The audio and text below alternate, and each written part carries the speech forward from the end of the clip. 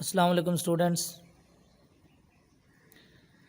Linearly independent वाले जो example है वो उसको हम सिंपल फॉर्म में इसका सोल्यूशन करते हैं।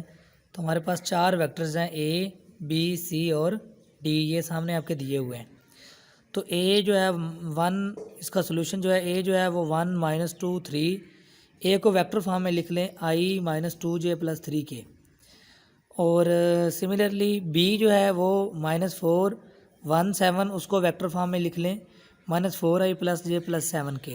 सिमिलरली सी 0 10 11, इसको 10j + 11k। इसी तरह डी जो है वो सिमिलरली डी = 14 3 -4 है, तो इसको 14i 3j - 4k लिख लें। तो इनको अब हम करना क्या चाहते हैं, तो हमारे पास जो डी है वो बड़ा वेक्टर है, उसकी वैल्यू ज़्यादा है। तो हमने ये देखना है कि कोई दो वेक्टर मिलकर या तीन वेक्टर मिलकर डी तो नहीं बनाते। ये ऐसा तो नहीं है कि उनकी वैल्यूज़ जो हैं उनको हम थोड़ा बहुत उसको मल्टीप्लाई डिवाइड करें तो ये डी की वैल्यूज़ बनती हों।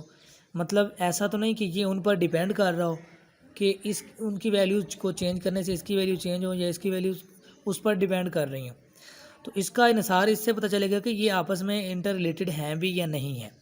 तो अगर हम a को 2 से मल्टीप्लाई करते हैं तो ये 2i - 4j + 6k, b को -3 से मल्टीप्लाई करें 14i - 3j - 21k, और c को वैसे ही रहने दें।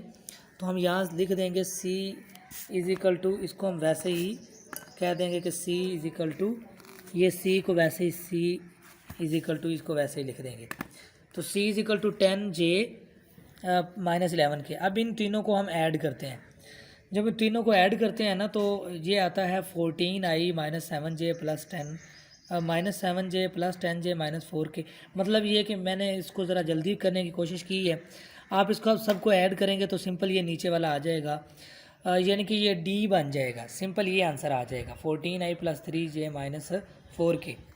जब ये बन जाएगा तो इसको हम अगर दोबारा देखते हैं तो ये ऐसे है कि ये हमारे पास है 2a - 3b + c करें तो ये किसके इक्वल आता है, डी के इक्वल आता है।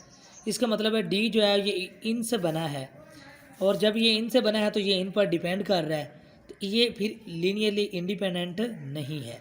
बस ये सिंपल इसको इतना ही कर लें तो इसमें कोई मसला नहीं है।